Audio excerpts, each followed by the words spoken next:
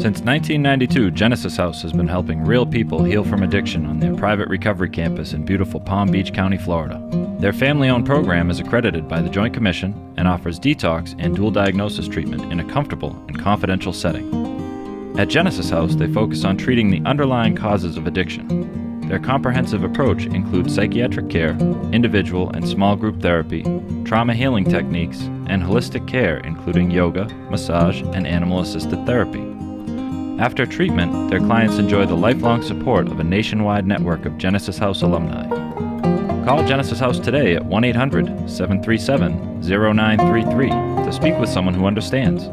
Visit them on the web at www.genesishouse.net. It's time to start your journey to a long and successful recovery.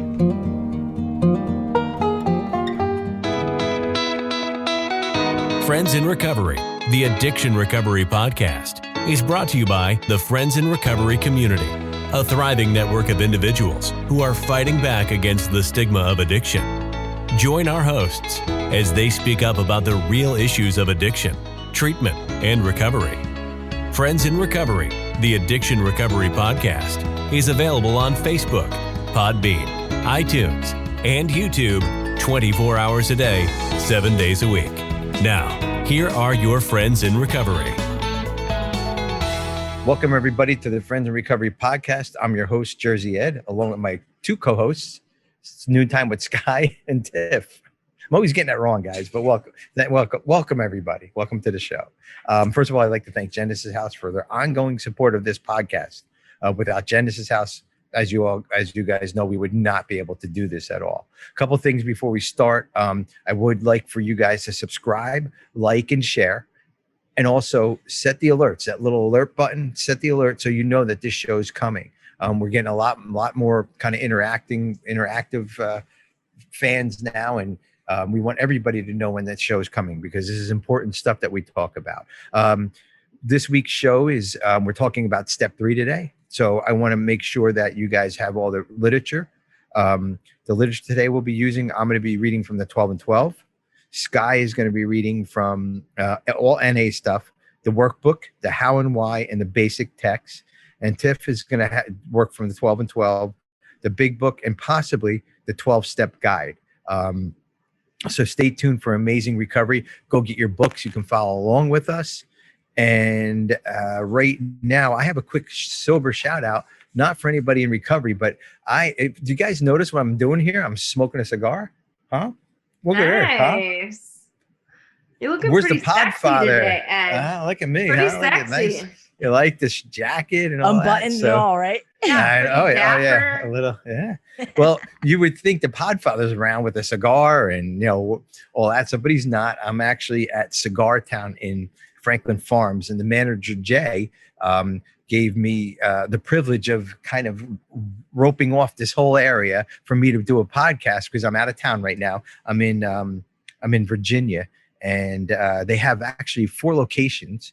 And I want to thank Cigar Town for having me exclusively to be able to do this from their members lounge also. So I have this privilege to come into the members lounge. So check their website out at cigartowns.com. And support them. Just throw them a kind of hello and thank them for getting some recovery from their store. So, so that's my sober shout out today, guys. What do you guys have for sober shout outs? Well, I have a sober shout out just for this new. It's not a new meeting, but it's new to me. I started attending this Newcomers Meeting, and it's at noon. And it's at noon Central Time, and it's on the aaintergroup.org website. It's just called Newcomers Meeting. And there's some great people with a lot of recovery. They get like over 100 newcomers that come every single day. Love it. And anyway, so every time I was asked to be a speaker on there a couple of weeks ago, and I shared what it was like for me to be a newcomer. And anyway, I've shared the podcast with them. We've gotten a lot of listeners. They ask me when the new shows are coming out and Nice. where to find find us. So I just wanted to give them a shout out because they're very supportive of Friends in Recovery. So it's called the Newcomers Meeting. You can search it on the aaintergroup.org website. And otherwise, I think you can find them at newcomers.org. But anyway, check it out. It's a great meeting. And I just want to give them a great sober shout out. So good job, guys. Hey, Newcomers Meeting. Thank you guys for listening and being great fans of ours. So, Scott, do you have any other shout outs? Yeah. So, and make sure you like our Facebook and join our Friends in Recovery community group, just because we post the meetings in there sometimes. Like we'll post Zoom meetings, so that'll keep you updated if you guys need it. But I have a couple sober shout outs. I'm so excited. All right. I have Billy A, an alumni coming up on 1 year in March. Awesome. Good job, Billy A. All right, Billy. I would like to give a sober shout out to Ed C, because he's got, how many years? Wait. Yeah. Oh, yeah, that's right. Yeah. It's my birthday month. Yeah. Your sober 28 March. years this month. I wasn't saying that. We were all prepping for the show and talking about sober shout-outs. I'm like, he didn't even say himself. And I was like, whatever, I'm writing it. Yes. I love it. I love it. I forgot. I got another one that I got to catch. Rob Hooper, 18 years. Hooper. Nice. 18 years. All right. 28. 28. I'll be 28 this month. Yep. That's a lot of clean time right there. That That's is awesome. 28 years. We got 18 years with Rob. We got 1 year with, oh my gosh. Yeah. That's great. Awesome. And I just want to give a shout out to this podcast, Mad Dog Recovery. They had a lot of speakers on there, and there was this one lady, Katie P, on there. She was amazing. She really broke down the steps. So I just wanted to give them a shout out. And plus they have 1.4 thousand listeners, 1,400 subscribers. So nice. Yeah. Well, good. And then just the 10-10 meeting. I'll post that. That's awesome. You guys can check that out on the 10-step inventory if you're interested. Awesome. Right below, and I'll get it to you. Good. And guys, your sober shout outs to, and I will be emailing the show at help@Friends in Recovery podcast with my clean time, so I can win the oh no, we're not giving anything away this month. So not that I know of anyways. So But we do have a winner. We'll get to that. We'll get to that in a minute, but I want to make sure everybody gets to help@friendsinrecoverypodcast.com. Also comment below. You can put your sober shout outs in the comments below.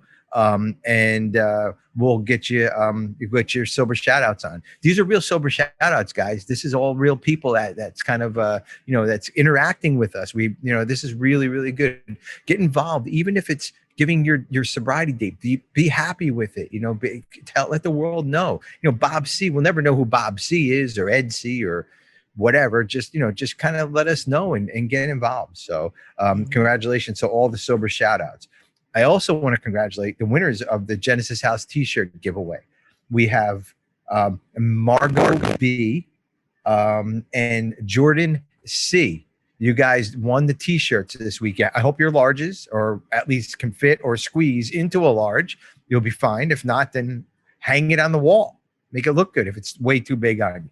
So Awesome. You like how I went that way? Congratulations, Margot B and Jordan. Yes. C.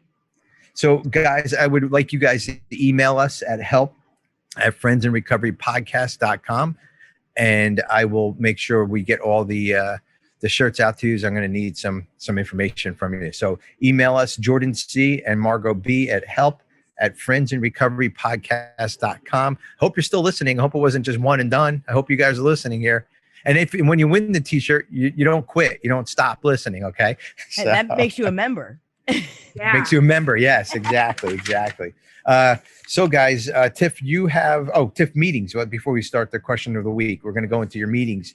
You want to talk about our Friends in Recovery meetings real quick? Sure. I can talk about our Friends in Recovery meetings. I love to talk about them. I know you do. We have meetings twice daily at both noon and 7 p.m. Eastern Standard Time, as well as our additional meetings such as the Alumni and Friends on Tuesdays. I like to give a shout out to our loved ones meeting in support of all of our loved ones on Mondays, which are Stacy. Yeah, go Stacy. Woo! Sober Scott, shout out to Stacy. Sober shout out to Scott. Yes. And then, of course, I can't leave out my big book study. The Friends in Recovery 7 p.m. meeting on Sunday is a big book study where we go in depth in the big book and go line by line, just as we would for a sponsee. So all meeting lists are available at genesishouse.net under connections. And I have been corresponding back and forth with AA Intergroup.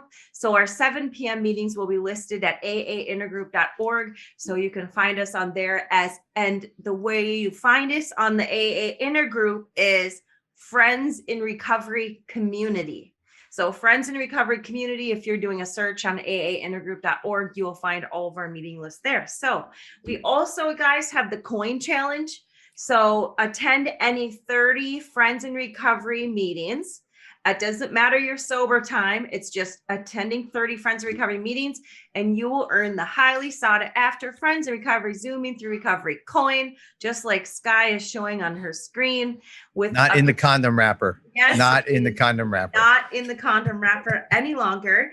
And Zooming Through Recovery coin. So attend any 30 meetings and send us your address at help@friendsrecovery and help@friendsrecovery.org and right .org or is it No, .com. Help at Friends Recovery Podcast.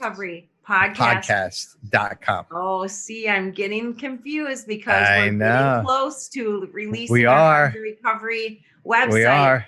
So, We will have new email addresses. We Yes, will. Each one of yes. us will have an email address. They can send us individual emails pretty soon. Yeah. Right? Huh? How It'll be cool is that? Time with Sky at Friends in Yeah. Recovery Community. Right. That's Anyway. right. Yeah. So anyway, send us an email with your address. Otherwise, just jump on one of our meetings and we can get a coin sent Direct out you to over you. to So, it. Yeah. yeah. Oh, and then Hey, I real- forgot, you guys. We have our celebration meeting on Saturdays with Ed C. Jersey Ed hosts the celebration meeting the last Saturday of the month. So make sure you get your clean time with us, whether it's 30, 60, 90, 1 year, multiple years, whatever you're celebrating. Give us a comment below or get on one of our meetings so that you can join us on that last Saturday of the month and celebrate this month along with Jersey Ed. So That's anyway, right. And Rob Hooper. Yeah, and Rob Hooper. Anyway, back to the newsroom, Ed. It's over. Thank to you, guys. I would really want to take a moment here about the coin challenge. I want to talk about that. I want to just point out, I want to just kind of highlight somebody, Jim H, right? Jim is on the meetings and he's not on the meetings just to get the coin, but he's counting his days. He's texting me, telling me I got blah, blah, blah, blah, blah, blah days. He's going to hit the 30 mark soon. And he can't wait to get his coin. I'm telling you, I talk to him all the time about it. He's so excited about getting that coin. So it's pretty cool to watch all this. And again, you know, it's something to kind of look forward to. So go ahead, Tiff. You know who else must be really getting close to her 30 is Deanne D. Deanne D has been coming to the 7 p.m. meetings religiously since she got sober. And so she must be getting close to her 30. So We'll shout check out in to on it. Deanne D with your really hard work at staying sober. So we have all sorts of sober shout outs when we start Crazy. talking about that coin Uh-huh. challenge. Right. Exactly. Thank you, Tiff, for all that. Also, Skylar, you want to talk about all of our, I go on Telegraph, but we're all on Telegram. Okay. So, and all the rest of the stuff. Go ahead, Sky. That's the last time I'll do that joke. The last time. Okay. I promise. We have an app called Telegram, and it's a way we all communicate, send positive things to each other, and talk if we need to vent. Like, say it's 3 a.m, you say, I need someone to call me. It's a whole group that could answer and call you. You know what I mean? Instead of having to call a million people to see who's up, you can put it out there and then they grab you, you know? We also have the Facebooks. We want you guys to like them. We have in the Genesis House page, there's groups. It's the Friends in Recovery community and alumni. And I think that's all I have. Instagram, your Yeah, Instagram. our Facebook and Instagram. Yes, Instagram Yeah, too. Instagram. Okay. Yeah. And I'm you on Snapchat. If you guys want Snapchat? to hit me up on Snapchat too. Me too. I'm on Snapchat. Yep. Not me. Tiffany P. Nobody. Find me. I always will find something that rhymes, you guys. There you go. Tiffany So P, thanks, find me. Guy. You notice some poor slob on fucking Telegraph looking for, like Telegram or whatever it is, looking for what is it? What's the website what's the app that we use? Telegram? Yes. Well, I always say Telegram. I always say Telegraph. But Yeah. there's some guy searching Telegraph on his phone. Jersey Ed said it's there. Where's Telegraph at? He's probably calling Apple or Android. Hey, they said it's there. They said it's there. The fucking bald-headed guy said it's there. No, it's Telegram, guys. Telegram. Okay. That's the last time we do that noticed joke. Last week, if you watch us on YouTube, Carl is so kind. He actually puts it up on the screen so that we get it right. So He does. Thank you, He Carl, does. for all the hard work you do behind the scenes. Absolutely. So, all right, guys. So we're going to go to the question of the week. You know what? I know we do a lot at the beginning of this show. We want to get all the information out, and we want to have fun doing it too. That's why we're kind of back and forth with everything, but we want to have fun doing this because recovery is about fun. I mean, I got into recovery. I didn't get into recovery because I thought my life was over. I got in recovery because I want to have fun, right? And that's what I'm doing. I'm on a podcast. 28 years ago this month, I would have never thought that I would be sitting in a cigar shop and somewhere in the middle of Virginia on a podcast about recovery, smoking a cigar. Seriously, 28 years ago, if you told me that, I'd be like, you're out of your fucking mind, man. So anyways, so this is the fun part of it all too. I love coming up with these questions. We're going to do another question of the week, and I want everybody to comment below or send us an email at help@friendsinrecoverypodcast.com. And the question of the week is, where is the next place on your travel bucket list and why? Your travel bucket list. Where do you want to go next? That not your spouse, not your loved ones, not your kids. Where do you want to go next on your travel bucket list? So that was a question of the week that I proposed to my my co-hosts here, and I got that's a hard one. and then I got, what was the question of the week again? so that's the question of the week. So we're going to start with Tiff this week. Where's your travel bucket list at, Tiff? All right. So, guys, hello, I'm Tiff. I'm an addict and alcoholic and a friend in recovery. I always like to introduce myself like that so that you all know that I am just like you. And the bucket list question was very interesting to me. I'm the one who sent the message back to Ed that said this was hard because there's a lot on our bucket list. But the next on my bucket list is Fiji. Wow. I know, right? It's Nice. the reason it's on there is because it is something crazy. And I used to do a lot of crazy things when I was in active addiction. And I thought, what's something crazy that I can do? Where's the place that I can go that's crazy and be sober, right? And Fiji, I thought would be great. It's been on my bucket list for quite a while, but it seriously is on our next bucket list travel vacation. It's something totally remote. It's a place that we can explore.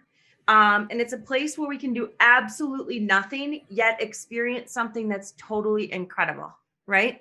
Just Very be nice. in a place, enjoy yourself.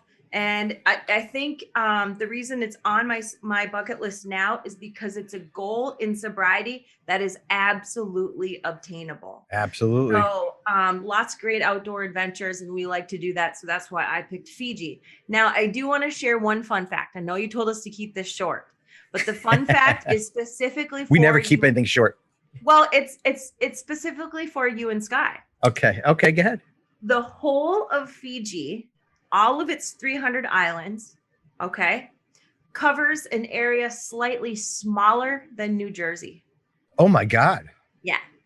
So Wow. I just thought that was one of the interesting fun facts about Fiji that I wanted to share with you guys because, that's where you're from. And so it's slightly smaller than Jersey, all of Wow. the area of Fiji. So, and it is Wow. made up of over 300 islands. So, Wow. Just a fun fact about Fiji too. Tony Robbins owns one of those islands down there, and he does his workshops down there. Right? Obviously it's wow. very expensive and everything, but if you're in that kind of upper echelon, you can go there and I think he takes 10 people for like a week down there or something. It's something crazy. So, well, Chris travels a lot for work. And as you know, Ed, we like save up all these points. So that's why all of our points we've been saving for quite some time now. And that's the reason that it's obtainable All right. Good. during sobriety. So Good. Well, let us know when you take your trip to Fiji. Sky, what is your travel bucket list and why? So my travel bucket list is going to happen on June 3rd. Whoa, you have a plan already. Oh yeah. Damn. I know. It's you guys can come too. It's relatively not that pricey. So I mean, it's a retreat with Bob C, and it's on this island. Okay. I'm so excited to go, because I've always wanted to do a retreat. I just want to stop from the world for one weekend and I would love to go out of the country too, like London, England, anything like that. I like culture, like learning different stuff around the world, but I'm super excited about that retreat. And if you got anybody interested, email me and I'll get you all the info, the prices and all that stuff. If anybody's interested in going, it's in Connecticut. Okay. Yeah. Let us know if you guys want to know about that. Help at friendsrecoverypodcast.com and we'll get you some information out about that. And that's very obtainable. And and that's what we do in recovery. We want to obtain stuff. We want to put things into action. And it's funny because step 3 is probably one of the first action steps, how we're, like when we start going into the steps and we're talking about action now, you know what I mean? Mm-hmm. So guys, my travel bucket list, and I know this is kind of a little weird and it's something that I've thought for myself, and not that I'm being selfish about it, but, my wife and I, Stacy does her thing, I do my thing, and we do things together, and we respect that. We have our separate times, we have our together times, and she lets me do my thing when it comes to running and nature and hiking and biking and camping and hanging from things and running from things and running real long from things or whatever it is. Not cops anymore, but so my travel bucket list, I want to hike a good portion of the AT. AT is the Appalachian Trail. Mm-hmm. Being self-sustained, either on a backpack or just walking into towns and staying wherever, whatever, however. I don't have it all planned out yet, but I really want to start in Georgia, and it starts at, I think it's Springer Mountain, Georgia. It starts in. It actually goes to the Catania Mountains in Maine, but I wouldn't go that far. I would only go about 200-300 miles. Not that I don't have I have the desire to do the whole AT trail, but I just don't have the time because of my job commitments, my family. It would be very selfish for me to take a summer away from my family. The other thing too, guys, is that I'm on the back 9 of my life now, and I only have so many summers left. I only have so many winters left. So I don't want to be stingy for anybody. I want to make sure that I do what I do. But I don't, and I also want to make sure that I can, I can make, what do I have? Maybe 20, 25 summers left. So I got to really plan this shit out, 30 maybe if I'm lucky. So that's why would I want to do the whole AT trail? Yes. But if I don't do it, it's not like I'm going to go to my grave saying, oh, fuck, I got recovery, but I didn't do the AT trail, the whole thing. So that's my travel bucket list. So that is it. Awesome. I know. There's lots of there's a few movies I've watched about that. Oh yeah.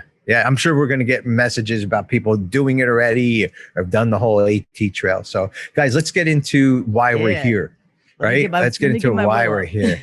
Yeah, exactly. Yeah. Let's turn our will over now. All right, guys, enough of the show. We're going to turn our will over now. So step 3, made a decision to turn our will and our lives over to the care of God as we understood him, right? So that is step 3. And I read the beginning of the paragraph. It really stood out to me. And the first paragraph of the on page 34 of the 12 and 12. And it says there's only one key, and the key is called willingness. That's the only key that's going to open our door.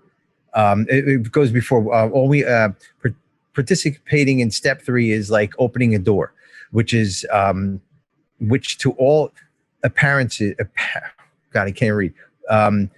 Appearance is that it's still locked. We need a key. The decision is to swing the door open, and there's only one key that will do that, and it's called willingness. And that stood out for me is that the key is willingness. It's not begging people. It's not proving you're right, proving you're wrong, proving that you have a big bank account, that you have a big house, a big car. This comes from within. You guys always know, you guys always hear me say, happiness and joy comes from within, not cars, not houses, not whatever. It comes from within. And that's what this is. That's what willingness is. When I'm willing to turn my life over to the care of God as I understood him, that's when shit starts happening. And I like it also goes down a little bit further where it says, wherever it is, I got so much paperwork here, but where it says that the door could swing closed too, but we have the key to open it up again, and it's that willingness. Mm-hmm. And you know, I heard we were talking about it earlier, is that you know, I have to make a decision to turn my will that I lived on for all those years, my own willpower. Now, you want me to hand it over in a box and turn it over to somebody I can't see, somebody who when I called on him to help me stop drinking and drugging, help me stop hanging out with women who I shouldn't be hanging around with, help me being in places I shouldn't be, never showed up for me? Right. But that's not true. That is not fucking true at all. I am out of those places because of the God of my understanding. I am out of those places because of God looking over me, not because of me. Not because the abandonment, I thought that guy, my abandonment issues are my abandonment issues. Can you hear me okay? Or it was a little bit of feedback. Yeah. Okay. But you're okay now. Yeah. All right. I'm going to turn this down a little bit. So that's my, like, when I first read this, the third step, I'm like, turn my will. Why, are you kidding me? And we even discussed it earlier. I'll turn the conversation over to you guys in a minute. We discussed it earlier. Like, my will is the only thing that I had when I came into these rooms. Right? That was it. That was it, completely it. That's all I had. Now you want me to turn it over to somebody I can't see, hear, touch, taste, smell, when that's all I've been doing my whole life. So, and I know we're going to go a little bit deeper into that, but that's my kind of take on step 3 at the beginning anyways. Now it's completely different, and we'll get more into that later in the show or later into the month. But step 3, what is it to you guys? And I know we have a whole bunch of stuff on it, podcasts we listen to. I wrote down a bunch of stuff, but I just want to know what each one of you guys think. Maybe give us your look at on step 3, or when you were approached with step 3 from your sponsor, and how you kind of took it. So I can go first if you would like me to. Sure. This is Tiffany. You know, a little bit further down on page 34, where you were reading, it says, and this is in the 12 itself, it says, step 3 calls for affirmative action. For it is only by action that we can cut away the self-will, which has always blocked the entry of God, or if you like it, a higher power, into our lives. Faith, to be sure, is necessary, but faith alone can avail nothing. So when you're reading through like the 12 and 12 and the big book, it talks about, you know, different areas of like, you know, yes, faith alone can get you started. Going to meetings can get you started, but those two things alone cannot get you to where you need to be, which is to, you know, eventually have a very spiritual experience, right? And a complete psychic change. And that's what step 3 brings about to us. And so I was asked by my sponsor when I first started step 3 was to do a few assignments. And the first assignment that she gave me was to actually reflect on step 1, right? And her reflection on step 1 to me was, why do you want to do this work? Which was exactly what I asked in the beginning. I was asked in the beginning, why do I want to do this? Why do I want to do it at this time? And am I really willing to go to any length to get it? And in what areas of my life am I being dishonest with myself and with others? So those were really pretty deep, you know. And when I was like, why am I doing this again? You already asked me to do this, right? But she was like, because this is when we're taking actually our entire life and our self-will, which is us personally, you know, who am I? and how am I going to get out of the way? And I'm actually turning it over to a power greater than myself and becoming a child of the Father, or, whatever you want to call it, all those different, whether I'm going to be the actor or the director, am I going to be the agent or the principal, the child, the father, the employee, the employer, the creator or the maker? And what am I willing to do? And am I willing to go to any length to get it? And that was a lot of reflection for me. I was pretty surprised when she asked me that, but I understood why after I went through the rest of the exercises. And that was because I had to take into deep consideration if I was really ready to take the step, because there was a lot of direction in this step from the book. Yeah. Actually, these are if you were to look in the book, this step is written about more than any other step in the book, steps 2 and 3. Yes. Yeah. So am I really ready? And am I really willing to go to any length? Because a lot of this has to do with my self-will, like you talked about, and actually giving it up. Yeah. And the other thing too is I got to quit playing God, because all those years I played God. Like I said, like the only time I called on God was when, or your higher power, whatever you want to call it, was when I was in trouble, when I was sitting in a DUI line, waiting at 3 o'clock in the morning, and I'm all fucking wasted, and I switch with the driver and they get a DUI instead of me. You know what I mean? I have to quit playing God and being that person. I just got to turn it over, because my way didn't work. Did I get out of the DUI? Yeah, I did. But I fucked somebody else in the middle of it. You know what I mean? And that's playing God. I'm playing God with myself. That was it. That's the only person I was playing God with, was with myself. And it benefited me nothing. It availed me zero, except for a chair in this room. That's where it got me. Thank God. Mm-hmm. But there's also death available. There's also destruction of my life. There was all kinds of other stuff available. I hit the lottery when I got into this seat. So, but yeah, that's another piece of that, is quit playing God. So thanks, Tiff. How about you, Sky? So 2 and 3, my sponsor's always like, oh, you're going back to 2 and 3, Sky. Insanity of 2 and taking your will back at 3, self-will I have from the How and Why on page 26 is closed-minded, self-centered, unwilling, defiant. And self-will keeps us trapped in a continuous cycle of fear and pain, right? So that's what we're doing. We're taking our will back, thinking we're controlling something, but really causing ourselves pain. And fear runs our lives, right?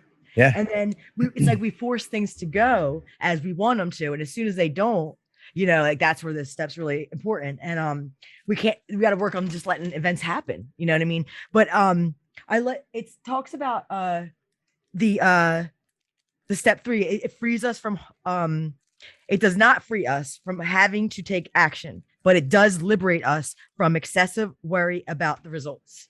And that's on page 31 and How and Why. But and that's what we do it for. It's like, it's our commitment to our, emotional, physical, spiritual growth in this process, and a commitment to the action in the program, but the rooms were my higher power at first, and I've developed things over the years, like how I talk to God, how I meditate, it's changed, because as I change, so does those things change. If the same things worked for me that worked at the very beginning, I don't know. I feel like if we evolve, so does the behavior and the changes and things we do, but yeah, so, I just think there's a lot of growth in this step that we can do. Yeah. I think that, this really looks at our, like, the commitment and faith, like the trust in other people. And this is really can build some trust. And I don't know about you guys, but this addict didn't trust anybody, even in recovery. You know what I mean? Like, so this one helps me see, that I can have trust and faith in a higher power. I can trust him 100.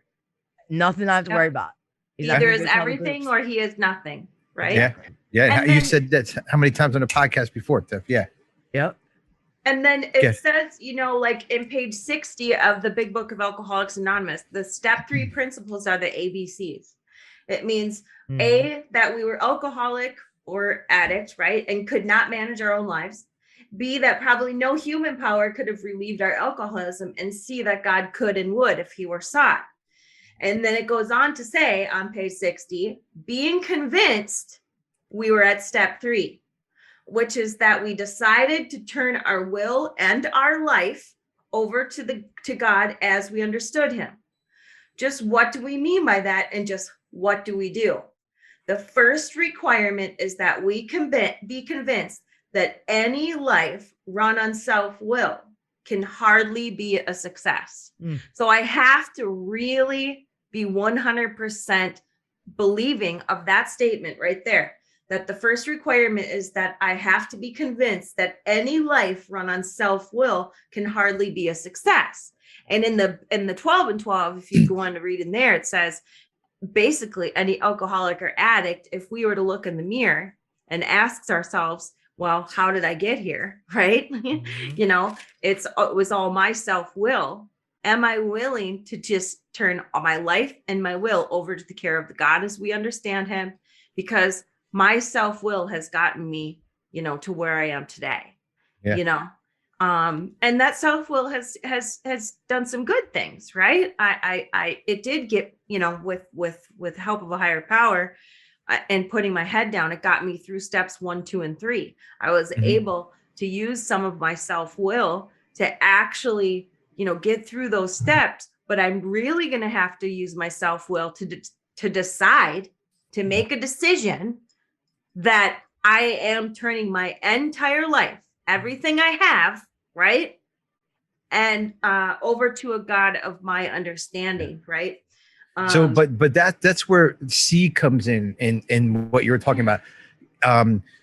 What God could and would if he were sought. Exactly. Could and would if he or she and if you're willing. were sought. And if you're willing, that is such a simple but simple kind of sentence, but it sums it all up. That when I was out there drinking and drugging, when I was out there doing what I was doing, there was no turning it over, or if asking God if we could or would. I never sought after God when I was using. I only sought after God when I was in trouble. And that's not what this step is about. This is made a conscious decision, made a decision to turn everything, like Tiff said, everything in my life had to be turned over to my higher power of my understanding. And everything, everyone, right? My kids, everything, my dog. That's when it works. When it works. That's where this action step comes in. This is when we start seeing the promises happen. Also, is this step that we start letting things go and start watching these promises come true, like the fear of people and economic insecurity. Right? I mean, when I turn this over. And I'm afraid, I can't even tell you what my bills were all those years ago versus what they were today. I'm just talking about economic and money and like, oh, how come I'm not making that kind of money they're making? You know what I mean? And now I'm at this point where I'm making some, okay. And now I'm like thinking, well, how about those people are making millions of dollars, you know, or the hundreds of thousands of dollars, you know? And, but if I turn my will and I seek out my higher power, I'm okay. I can be okay with where I'm at right here and right now. Yep. And God does not make too hard of terms, right?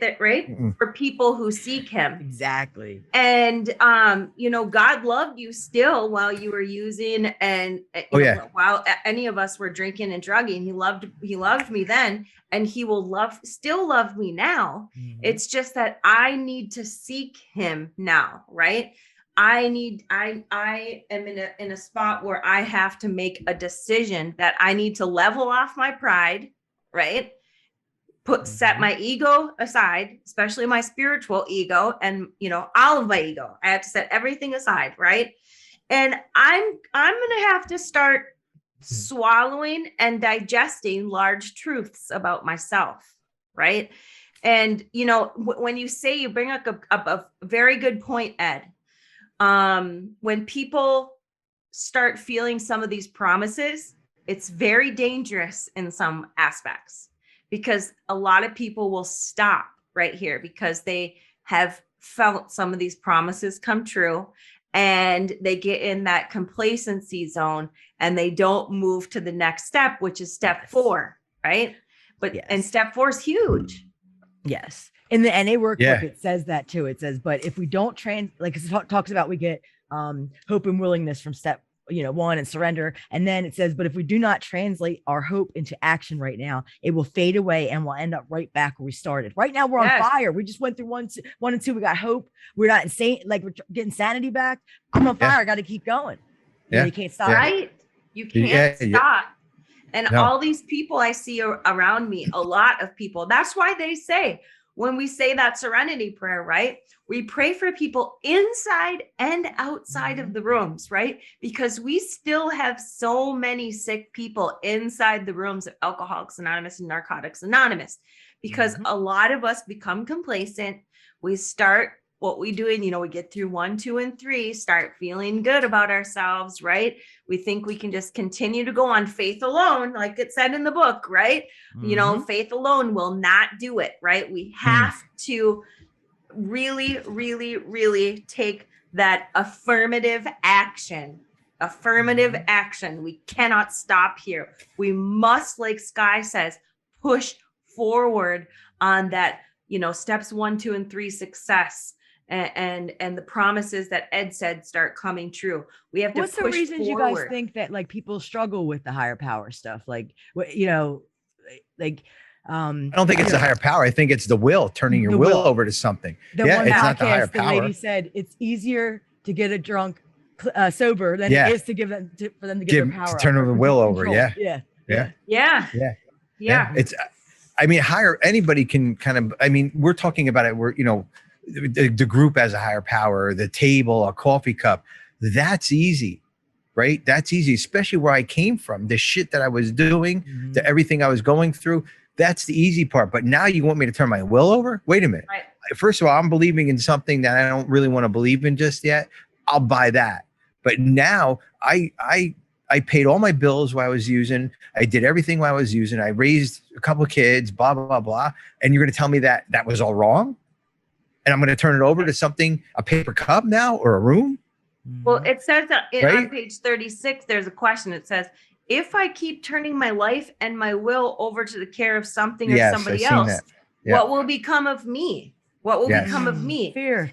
And the trouble, it says, with that kind of thinking is that it takes no real account of the facts. And the facts seem to be these: the more we become willing to depend upon a higher power, the more independent we actually are.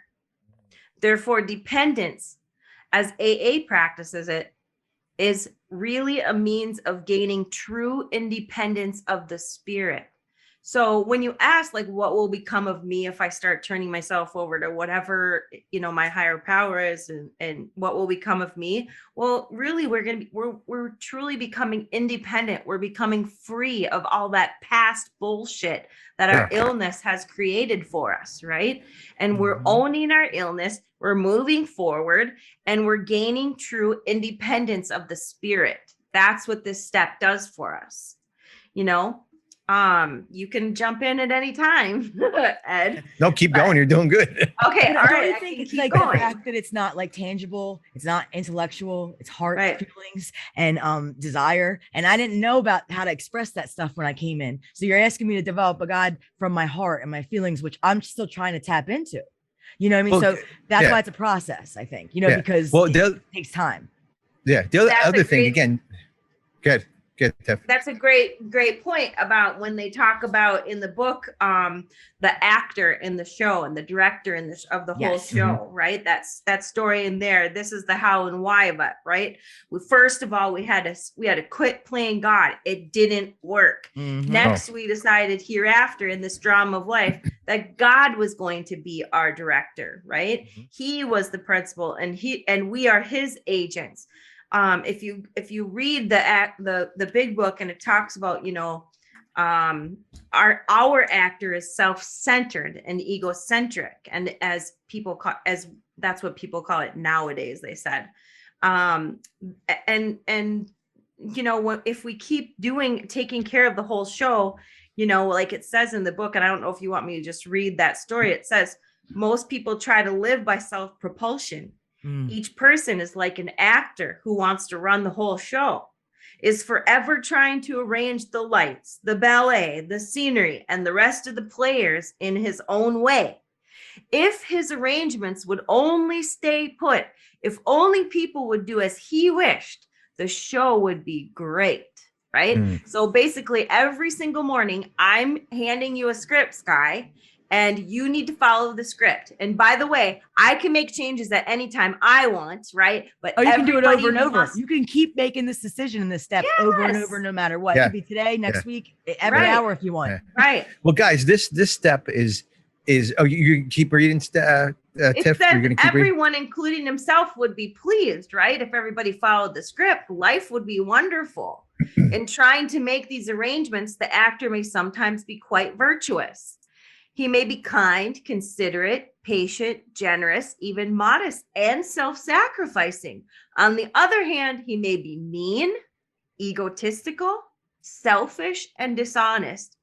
But as with most humans, he is more likely to have varied traits. And what usually happens? The show doesn't come off very well. He begins to think that life doesn't treat him right. He decides to exert himself more, right? So, it didn't go my way, so I'm going to start exerting my power more, right? He becomes, on the next occasion, still more demanding, right? Or he becomes even more gracious, as the case may be. Still, the play doesn't suit him.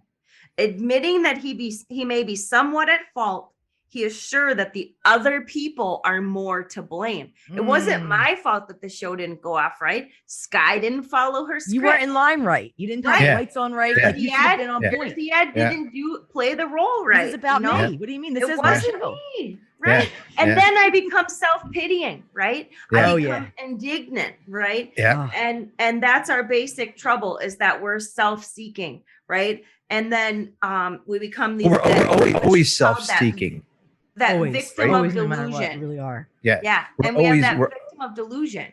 Mm-hmm.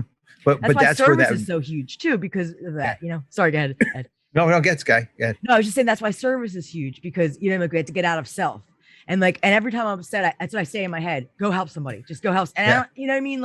Or I've had times where I'm upset and I go to call someone to help them, and they end up saying something to help me. I start bawling. They tapped into my emotion. You know what I mean? Exactly. I want to just bring back the question of the week, what we talked about. I want to tie it into this step. It's gonna sound weird, but it's gonna happen. Listen, after I'm done coughing and smoking my cigar, the question of the week was, what's your next place on your travel bucket list and why? So Tiff said Fiji. I said hiking the AT trail. Sky is going to a workshop, or what are you going to, Sky? I'm sorry. I'm coughing here. A retreat. So how do you know that retreat's going to be there when you signed up for it? Sky, how do you really know? Are you going to and have faith? Exactly. I have to trust that I can get through that AT trail.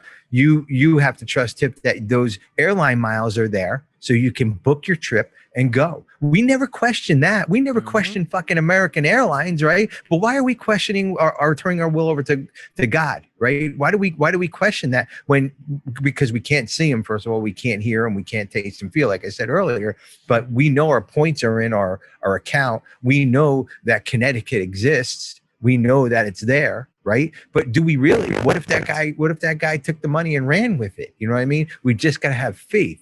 So when think about it, everyday things that we just get into, we give our credit cards to a guy on the phone that's making us a pizza. And you know what I mean? And they can do anything with that, but we're having a hard time turning our will over to a power greater than ourselves. When I fucked it all up way before, you know what I'm saying? And then that's what you were talking about, Tiff, where everything else comes in, where we want to be the director, we want to be the producer, we want to do all that stuff, and when it doesn't go wrong, we're the first ones to blame everybody, like you were saying, the first ones, and right? When they NA has a IP information pamphlet, and it's called the Triangle of Self-Obsession. And it's most children go through experiences over time, coming to realize that the outside world cannot provide all their wants and needs. So that it's me now. I have to stand up. I don't have to just depend on mom all the time. Then they begin to supplement what they need with to them with their efforts. A dependency on people, places, and things decreases, and they begin to look to themselves more and more. They become more self-sufficient and learn that happiness Contentment come from within. Most continue to mature. They recognize and accept their strengths, weaknesses, and limitations. At some point, they usually seek the help of a power greater than themselves to provide the things they cannot provide for themselves. For most people, growing up is a natural process. As addicts, however, we have faltered along the way. We never seem to outgrow that self-centeredness as a child. We never seem to find the self-sufficiency that others do. We continue to depend on the world around us and refuse to accept that we will not be given everything. Right. We become self-obsessed, our wants, our needs. We become demanding. We reach a point where our contentment and fulfillment is impossible. So I love that, because it talks like that to me. It helps me understand, like, as a child, where did I, like, what happened? Why am I like this? And I like that because, you know, I believe the addiction is deeper than, you know, like it's not just the drug. You know, it's definitely, that was just the solution for the problem. I thought, you know. Right. You know, on page 133, I love it. It's I got to start bringing my big book. I don't even have my big book with me. Okay, well, on 133 of the big book, Sorry, it's called The Family Afterward. And it's basically, you know how, Ed, you were talking about, you know, I used to pray to God, you know, in a totally different way when I was in addiction, you know, and we have to get into this mode of we did it, God didn't, you know, when things happen to us, you know, so we have to take ownership, right? And when we take ownership, you know, we have, especially like what we just talked about with the actor playing the actor role, the director role, you know, and then blaming things on others. Really, we need to take other people's shortcomings and use them as our guiding light, you know, their strength. Right. And things that we can see ourselves in, you know, like me, Sky makes mistakes. Like me, Sky is learning about life. Like me, Sky has felt pain and suffering. Like me, you know, all these things. Any other shortcomings, you know, when our shortcomings. On page 133, it says, God didn't do it. Avoid then the deliberate manufacture of misery. Don't manufacture this misery if God didn't do it, right? But if trouble comes, cheerfully capitalize it as an opportunity to demonstrate his omnipotence. Yes. Right? Because there's always going to be a shitstorm coming. Always. No matter There's what. going to be a shitstorm coming no matter what. Life is about ups and downs, right? And we just can't have fun when it's always up here. And we can't go hide our head in the sand when it's down and excuse me, and cry about it. Right. I'm and so it's fucking here. Go ahead, keep going. It's saying here that we can cheerfully capitalize it on this stuff as an opportunity, right? You know, and like I said, even on another person's shortcomings, we can use them as our guiding light. Sorry. Real quick, last night we had a wonderful speaker on. I don't think either guys were on the 7 o'clock meeting, and her story was so sad. But the outcome of this woman, right? The outcome where she's at today is completely amazing. Like, how could a person go through that and then just kind of be where they're at today in recovery, be a good mom, an amazing worker. And, you know, when their life was shit, this person said, my life was shit when I was growing up. And how are they where they're at today? Because you know why? Because she turned her will and her life over to God because she couldn't deal with it anymore. And how can you and how can any human being deal with whatever we go through and not have a higher power and not say, I want to give up? But you can't give up, because here's what she learned from it. And this is what I learned from my past too, is that the struggles that I go through make me a better man today. The struggles that I went through, even whatever, even my day to day, it makes me a better equips you with man. hella tools too. All that stuff Exactly, you went through, equipped you with tools and experience to help someone else and to apply to other problems in the future. Exactly. You know, but if I didn't turn my will over, I wouldn't understand that today. I wouldn't understand that, because the capacity of my brain would be me, fuck you, fuck you. Right. Where you finally become where you understand that we're merely in the show. I don't run the show. And our spirit through step 3 is awakened, right? Our spirit is awakened, and then we have the ability to change. And if you get disturbed, it's God just waking you up. It's waking you up, talking about, of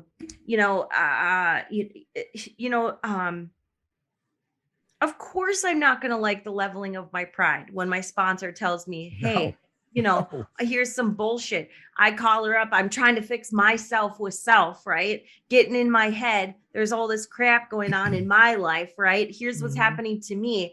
But when I did something, so-and-so got pissed off at me, and they keep getting pissed off at me, which is making me more pissed off.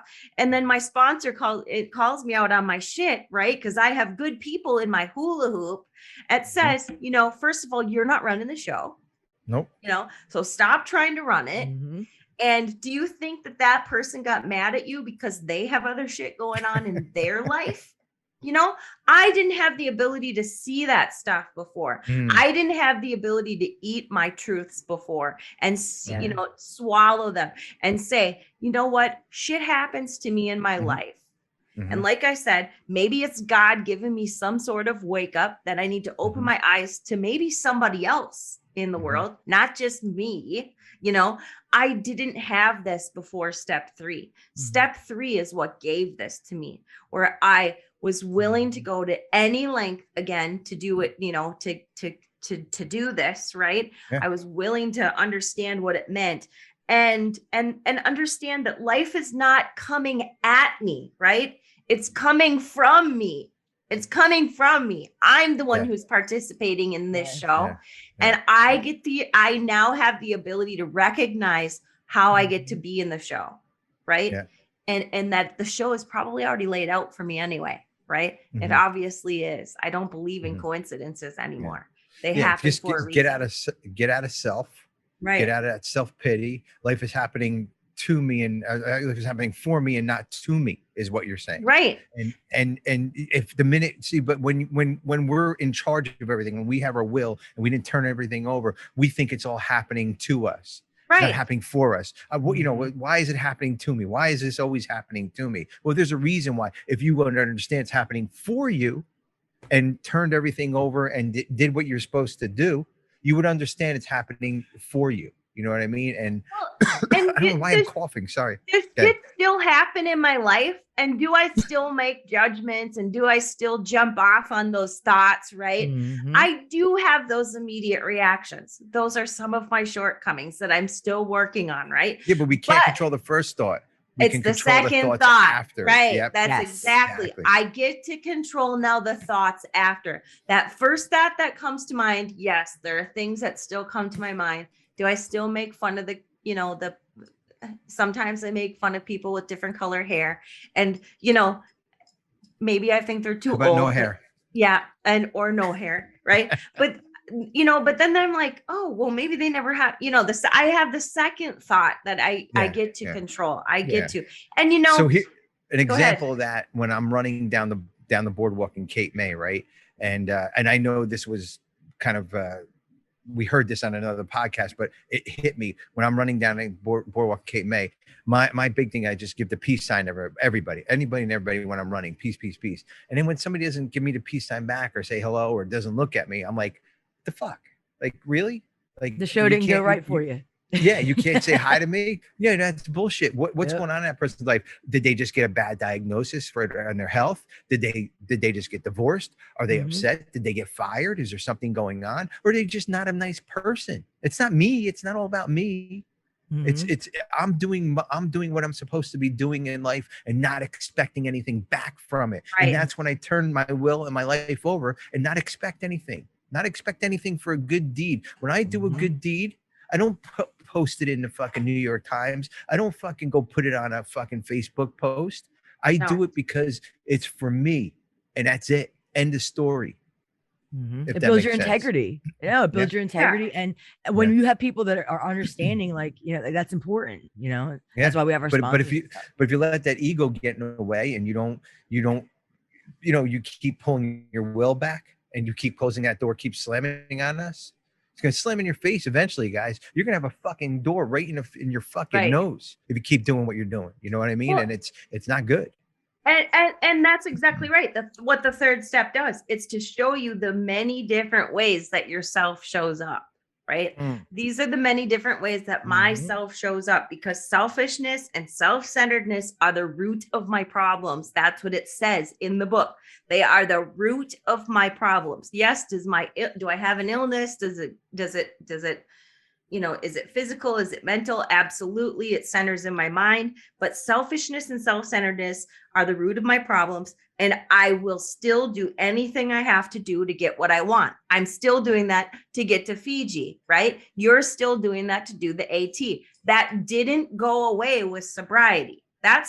I still will do anything I have to do to get what I want. I'm going to do it, right? I'm just doing it in a different way, right? Yes. That doesn't go away even when I'm sober, right? But I get to do spiritual work, right? So that when I'm not doing anything under the wrong terms, right? If something gets in my way, and I quit something, right? If I leave a job that I don't like, that still happens, Is there different groups that I leave because I don't get along with someone? Absolutely. Are there different meetings that I go to and I just stop going because I choose not to go to them anymore because of a certain way they're run, right?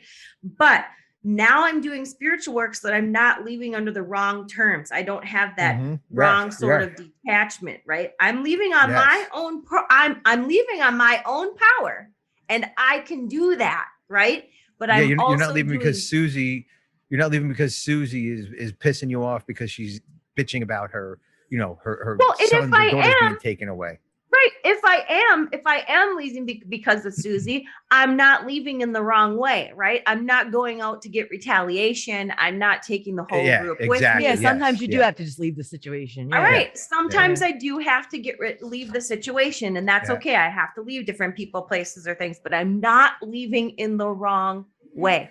And I'm not doing anything alone, right? I've turned my will and my life over to the care of God, right? So my self-will in that situation is out of the way as far as what I would have done previously, right? I now have this new spirituality, that I can rely on.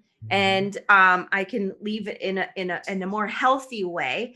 And I'm not leaving. I'm letting God show me how to do that, so to speak. Well, step 3 clears your head also. It clears everything out of your head. It makes room for all those decisions just what you're talking about. Not the hasty decisions like, I'm leaving because I'm gonna take my coffee pot and take half the members of the meeting, or I'm gonna leave my job and take 5 people with me so the company goes down. That's not why we leave. That's like you said, revenge. This step is because we want to make the right decision for what we do. Now, listen, God's not going to make the decisions for me. They still have to come from me. That's my self-will. Exactly. Yes. So I have to be guided through. Yeah. But I also have to make those correct decisions. I also have to make those kind of hard decisions sometimes. But in the long run, because my head is clear, I made the right decision. I didn't just say, fuck it, I'm done with this podcast. I'll see you later because you guys aren't listening to me. No, that's not what it is. We have our indifferences on this podcast. We all have different opinions. We all want to kind of state what we do on here. But you know what? In the end, when we put it all together and our heads are cleared and we're here for one common purpose, is to keep sober. That's how it fucking works. Mm-hmm. And I want to talk a little bit about when it comes to step 3, I don't want this. How can I say this? I'm just going to read it. On page 39, it says, so how exactly can the willing person continue to turn his will in life over to a higher power? How can we do that? He made a beginning, right? We have seen it when he commenced to rely on AA for the solution of his alcohol problem. By now, though, the chances are that he has become convinced that he has more problems than just alcohol, and that some of these refuse to be solved by all the sheer personal determination and courage that he can muster. They simply will not budge. They make him desperately unhappy and threaten his newfound sobriety. Our friend is still victimized by remorse and guilt when he thinks of yesterday. Bitterness still overpowers him when he broods upon those still envies or hates. His financial insecurity worries him sick, and panic takes over when he thinks of all the bridges to safety that alcohol burned behind him. And how shall he ever straighten out that awful jam that cost him the affection of his family and separated him from them? His lone courage and unaided will cannot do it. Surely he must now depend on something or somebody else, right? Somebody or something else. And, at first it goes on to say that in this story, that first thing that he relied on was AA. Both Sky and I think maybe you, Ed, too, have said, that's what I did. When I came in the door, I relied on AA first as well, right? But that was just for my alcohol trouble. It wasn't that I didn't come in here think, I didn't come, did I have other problems? Was my life unmanageable? Did I have a whole shit show of a life going on? Absolutely. But I came in here because of alcohol. And then I got all these great things, which made all that shit worse. Like all that stuff going on. So. Right. Because now alcohol was gone and drugs were gone. So I didn't have anything to bury those feelings anymore. This is also a part of this step where the promises are kind of showing their head. And then they're coming back. I'm afraid, is this really going to happen? Are these promises coming true, but maybe not, and how do I get there? And that's that kind of testing the waters, tipping your toe into the waters and saying, yeah, fuck it. It's what my sponsor says, it's easier to dance with the devil that you know than the devil that you don't know. Right. Those promises really going to come true? Or I know my life, I bought drugs and I did this and I did that and I'm comfortable with it and I'm here. I still got my job. But now I'm going to turn now I'm going to turn my will over to God. Right. Or somebody else or whatever, or the higher power. My life is okay. I'm still making my money. I still got my job. But I'm starting to realize that I have more problems, right? Yes. My family's not coming back, right? They're seeing I'm sober, but I still have lots of relationships that I need to figure my shit out. I'm carrying a lot of guilt and shame. I'm carrying all this crap, that's still, there was nobody when I walked in the door that was sitting down with me and saying, okay, well, let's go over your credit score and let's figure out what we're going to do. Right. That didn't happen. And so this is really a step, this third step where a sponsor really was effective with me. I think with anybody, it wasn't the fourth step, it was the third step. And Tiff, I think what you're saying right now, just like, cause I'm NA, so I feel like what you're saying right now is like, you're explaining the difference between my will and God's will. And then you're looking at how my self will has affected others. That's what I just heard you share. And dissect that shit. And like, that's the real reality. Like our self will hurts people. We think we're helping, we're harming ourselves and the others. Yes. Yeah, and I don't, and now that I've been separated from alcohol and I've been going to some meetings and I've started to gain some faith, right? My things are starting to go good. My promises are coming true, but I'm still carrying the weight of all this other shit. And so it goes on to say, I can't use alcohol to kill the pain anymore, right? But that can be solved too. Of course, the sponsor at this time, this is where a sponsor points out that our friend's life is still unmanageable, even though I'm sober, right? Even though I'm sober, it's still unmanageable. Only a bare start on AA's program has been made at this point. At this point, it's only a bare start.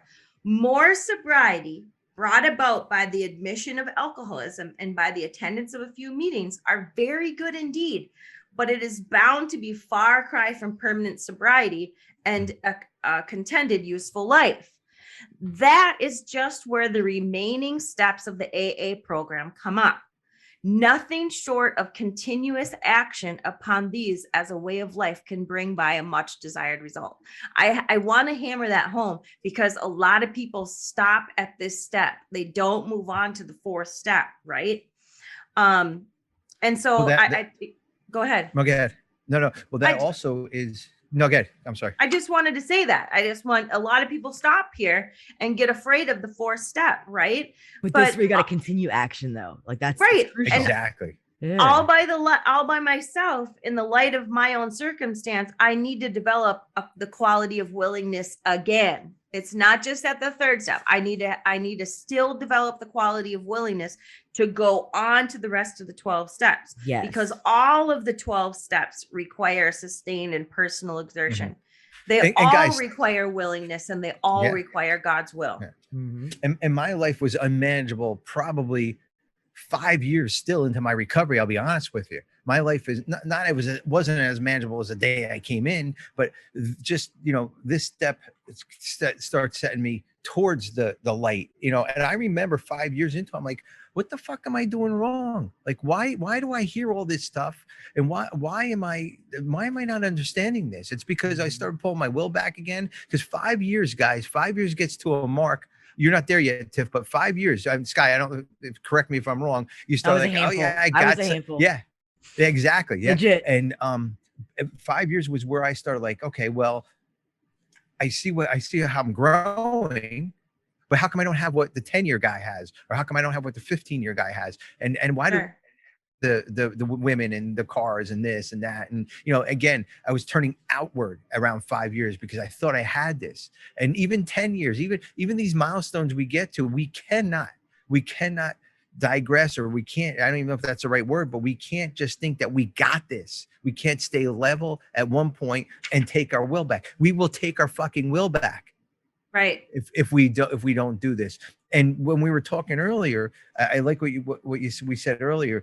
I'm looking at this step 28 years later, right? And it's completely different than when I walked in the door Thank at God. day one. Completely different at 5 years, completely different at 15 years. 15 years, I went into another program because I was probably taking my will back again. I was getting complacent. I was taking my will back. I went into a codependency program in 15 years into my recovery. And that fucking program opened my eyes like you wouldn't fucking believe. And then again, boom, it rocketed my recovery back. But again, it comes back to step 3. I was trying to take my will back. I thought I had this. I thought I was a big shot in the industry. I thought I knew exactly what I was doing. So I decided to take my will back. Not a lot, but still enough to make me fucking miserable, to make me uncomfortable, like you were saying earlier. If I take that will back and I put it back into my pocket or into my brain, I'm fucked.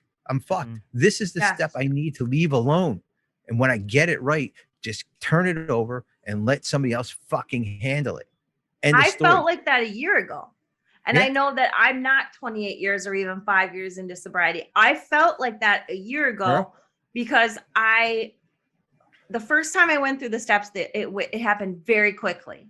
And so there was a couple of reasons that I felt like this. I felt like there were things that I could take to the grave that I really turned out I can't take them to the grave. I wasn't honest and thorough from the very start.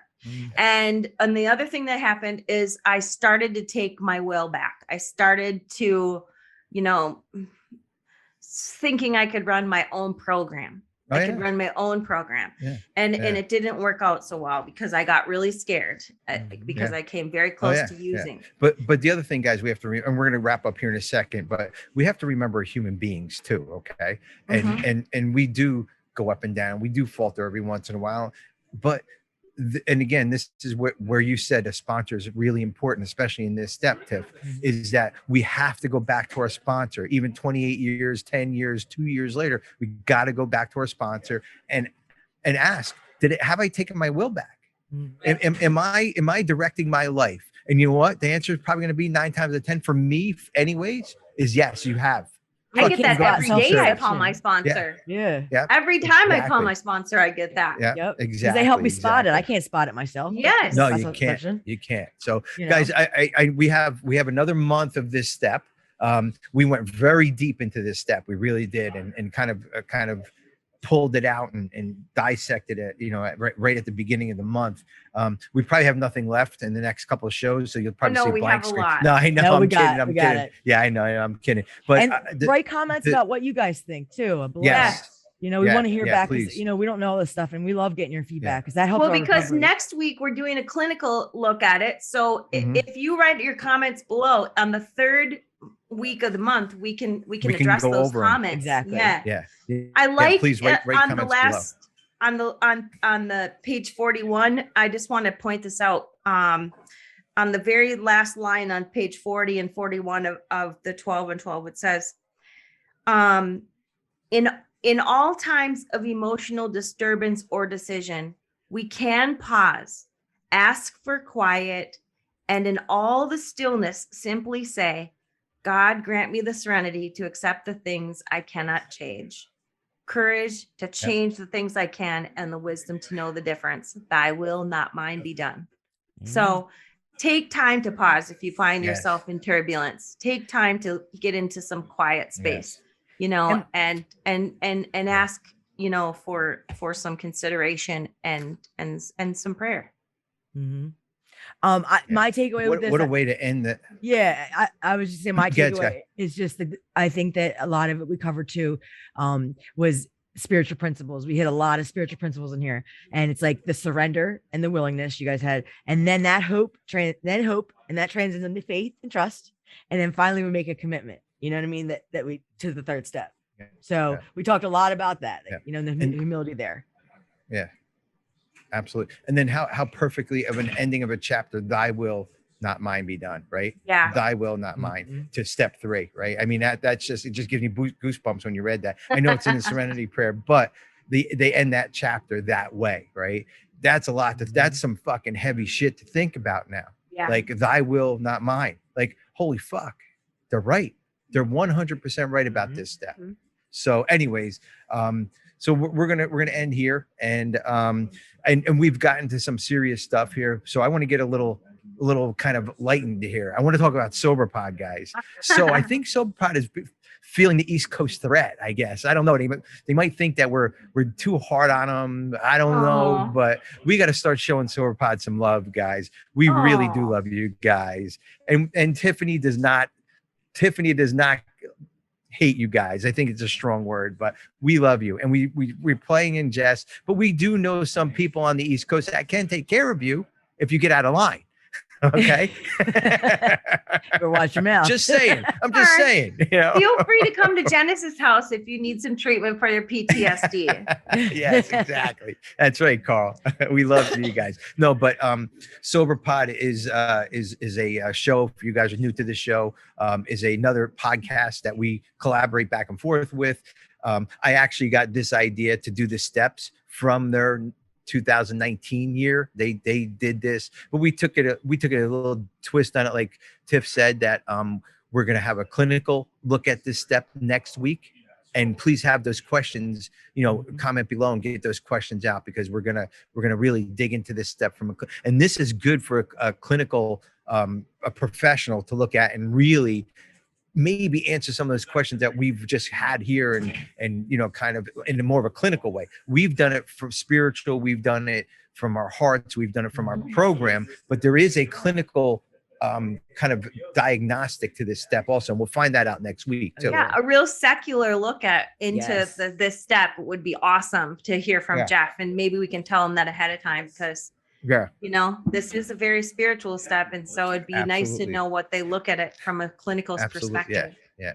I'd like to thank everybody, all of our listeners. I also want to congratulate Jordan C. and Margot B. for winning those t-shirts. So guys, make sure you email us your information so we can send those shirts out to you guys. No contest this month. This step is I've been studying this step. Even though I've been through it a few times, I've been studying it, because when you talk about it and when you do it are two different things. The action step. This action step is definitely, you know, this is where the rubber meets the road for the first 3 steps. Right here, right now, right where we're going, guys. So it catapults us to the rest of the steps. Yeah, it really unlocks the door. Yeah, you're gonna need it for 4 and 5. Believe me, you're gonna need it for 4 and 5. And 6 and 7. Shit. 6 and 7 all on through. Yeah, absolutely. So, but guys, I want to thank you ladies for a wonderful show. You know, again, this is only our opinion on step 3, nobody else's. We don't claim to be any gurus of anything. This is what we went through individually, what we went through on step 3 and all the steps that we're going through. So, and I think we did a pretty goddamn good job, guys. We did a good job talking about it. I can't wait till the 3rd show where we kind of talk more about our personal stuff and how we did it. Yeah, so, absolutely. Yeah. So, okay, guys. Well, stay sober, everybody. This concludes this episode of Friends in Recovery, the Addiction Recovery Podcast. Follow us on Facebook for past shows and updates, and enjoy free access to twice daily support meetings. Friends in Recovery, the Addiction Recovery Podcast, is available on Facebook, Podbean, iTunes, and YouTube 24 hours a day, 7 days a week.